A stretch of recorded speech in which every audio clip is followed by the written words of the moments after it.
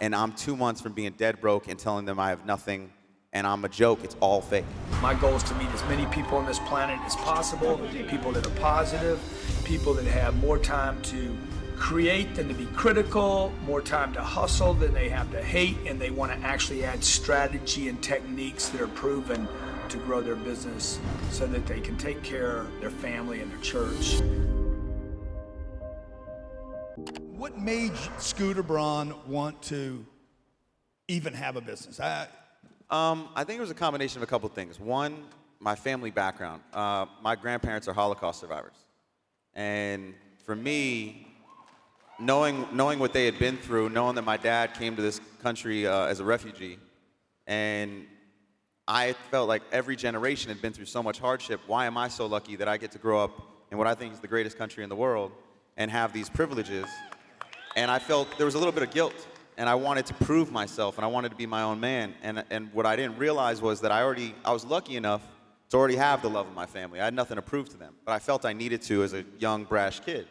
And what ended up happening was I started this business, it started growing, but I was definitely faking it till I make it. I would make a ton of money on a party on Thursday and spend it on Tuesday, and I bought a flashy Mercedes-Benz on eBay for 30 grand cash with that money, and it had rims, and I'd drive around and tell every rapper I'm doing it in Atlanta and get them to come to my party, and I'd spend all the money kind of building this reputation, but I was still kind of empty. I didn't really know what I was doing for. I was acting more out of fear than purpose.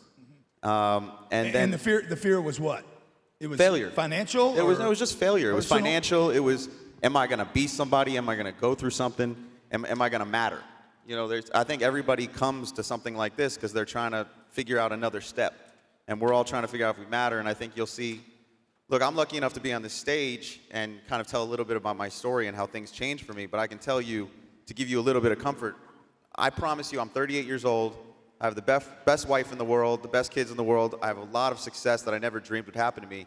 There are still nights I go to sleep at night and I cry myself to sleep because I'm worried, can I keep it going? And the truth is, I'm already good if I just take back and change my perspective, but life is ups and downs. And what I realize is you have to change your perspective to get there. And what drove me used to be fear, and now I'm driven by purpose. I feel very lucky, and I want to share the things that have happened to me and make sure I can keep giving back, because I truly believe you give blessings, you keep getting them. My grandpa used to give me this example before he passed. He said, life's like a glass of water. And if you're lucky enough to have someone pouring water into your glass, you better pour it into other glasses before it spills and makes a mess. So I want to keep pouring the glass around.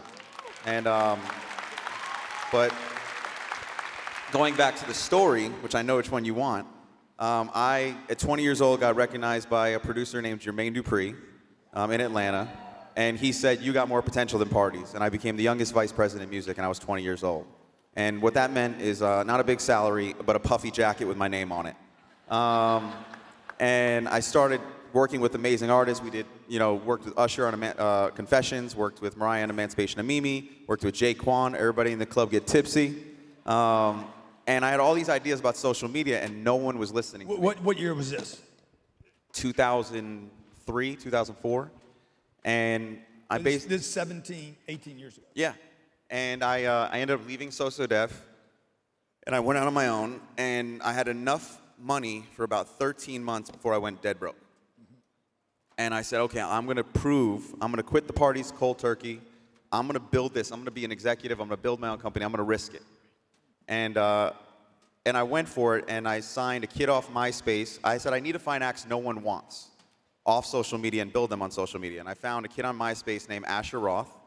And then I found this little kid on YouTube in the middle of the night, because that's what happens when you're a grown man on the internet in the middle of the night. You stare at a little boy singing, and you're like, little boy, come be with me.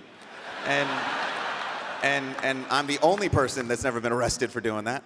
And that was Justin Bieber. And that was the second person you signed. 4 months after signing Asher, I signed Justin. And what happened was I had Justin and his mom living in a townhouse that I was paying for with his education. I was paying for hockey. And I had Asher and his friends who had all dropped out of college with him living in another broken down house around the corner from me. And I was risking it all, and they didn't know it. They thought I was this young hot shot in Atlanta and had all these connections and knew all these people. And I was really risking everything. And my dad and I are close, and he called just to check on me and see how I was doing, because I hadn't taken anything from him since I left to go to college. and he was talking to me, and I told the truth. I broke down. I'll never forget, it was month 11. I was 25 years old, and I said, everyone in Atlanta thinks I'm doing it. I'm this hot shot. I was this young executive, and the truth is I'm a failure. I got this kid and his mom depending on me. I got this other artist depending on me, and I'm 2 months from being dead broke and telling them I have nothing, and I'm a joke. It's all fake. And I was crying, and my dad said to me, he'd never seen me like that before, and he said to me on the phone, he goes, look, you haven't listened to me since you were 18, and you came this far, you might as well see it through. And the next morning, Asher Roth came to my apartment and played me a song called I Love College. And immediately I knew what to do, and we ended up building enough hype in those next 30 days that we had a $1 million pub deal. I got a $150,000 commission, doubled down, put it on Justin, and the rest is history. And that was the day I learned that success and failure literally live next door to each other. Wow, wow, wow, wow.